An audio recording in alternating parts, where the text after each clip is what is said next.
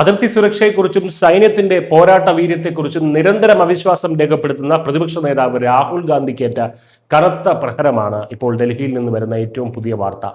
China ഒരിഞ്ച് ഭൂമി പോലും പിടിച്ചെടുത്തിട്ടില്ല എന്ന് മുൻ കരസേനാ മേധാവി MM നരവാനെ തന്നെ നേരിട്ട് വ്യക്തമാക്കിയതോടെ മാസങ്ങളായി രാഹുൽ പ്രചരിപ്പിച്ച നുണക്കഥകളുടെ മുനയൊടിഞ്ഞിരിക്കുകയാണ്. കരസേനാ മുൻ മേധാവി ജനറൽ MM നരവനെയുടെ ആത്മകഥയിലെ പരാമർശങ്ങൾ വളച്ചൊടിച്ച് രാഷ്ട്രീയ നേട്ടമുണ്ടാക്കാൻ ശ്രമിച്ച കോൺഗ്രസിനും രാഹുൽ ഗാന്ധിക്കും ഇപ്പോൾ ലഭിച്ചിരിക്കുന്നത് അപ്രതീക്ഷിത തിരിച്ചടിയാണ്. ഒരിഞ്ച് ഭൂമി പോലും ചൈനയ്ക്ക് വിട്ടുകൊടുത്തിട്ടില്ല എന്ന നരവാനെ ഒരു സ്വകാര്യ വാർത്താ ചാനലിന് നൽകിയ അഭിമുഖത്തിൽ അസന്നിഗ്ധമായി പ്രഖ്യാപിച്ചു കഴിഞ്ഞിരിക്കുന്നു.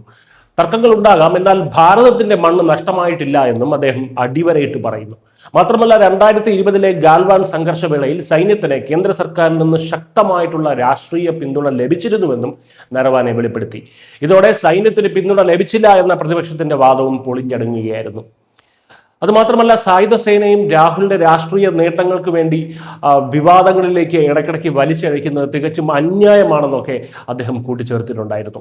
ഫെബ്രുവരിയിൽ നടന്ന ബജറ്റ് സമ്മേളനത്തിൽ നരവനെയുടെ 4 സ്റ്റാർസ് ഓഫ് ഡെസ്റ്റിനി എന്ന ആത്മകഥയിലെ ഭാഗങ്ങൾ എന്ന് അവകാശപ്പെട്ട് രാഹുൽ ഗാന്ധി സഭയിൽ ബഹളമുണ്ടാക്കാൻ ശ്രമിച്ചതൊക്കെ നമ്മൾ കണ്ടതാണ്. പുസ്തകം പ്രസിദ്ധീകരിക്കുന്നതിന് മുൻപേ അതിലെ വരികൾ തെറ്റായി വ്യാഖ്യാനിച്ചാണ് രാഹുൽ BJP സർക്കാരിനെതിരെ ആഞ്ഞടിച്ചത്. സ്പീക്കർ അന്ന് തടഞ്ഞെങ്കിലും തൊട്ടടുത്ത ദിവസം പുസ്തകത്തിന്റെ ഒരു പകർപ്പുമായി വന്ന്, അതായത് പ്രസിദ്ധീകരിക്കാത്ത പുസ്തകത്തിന്റെ ഒരു പകർപ്പുമായി വന്ന് വലിയ നാടകീയതയാണ് രാഹുൽ അന്ന് ലോക്സഭയിൽ സൃഷ്ടിച്ചത്. ഈ നുണപ്രചാരണത്തിനാണ് ഇപ്പോൾ മുൻ സൈനിക മേധാവി തന്നെ നേരിട്ടെത്തി തിരശ്ശീല വീഴ്ത്തിയിരിക്കുന്നത്. അതായത് പുസ്തകത്തിന്റെ എഴുത്തുകാരൻ തന്നെ നേരിട്ടെത്തി തിരശ്ശീല വീഴ്ത്തിയിരിക്കുന്നത്. ഇതിന് പിന്നാലെ BJP വക്താവ് ഷെഹസാദ് പൂനാവാല രാഹുലിനെതിരെ രൂക്ഷ വിമർശനവുമായി രംഗത്തെത്തിയിട്ടുണ്ട്.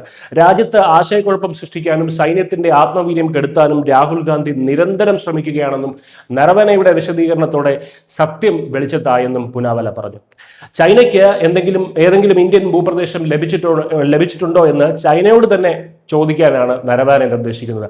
അതായത് വസ്തുതകൾ അന്വേഷിക്കാതെ രാഷ്ട്രീയ ലാഭത്തിന് വേണ്ടി സൈന്യത്തെയും രാജ്യസുരക്ഷയും പണയപ്പെടുത്തുന്ന രാഹുൽ ഗാന്ധിയുടെ രീതിയാണ് ഇവിടെ തുറന്നു കാട്ടപ്പെടുന്നത്.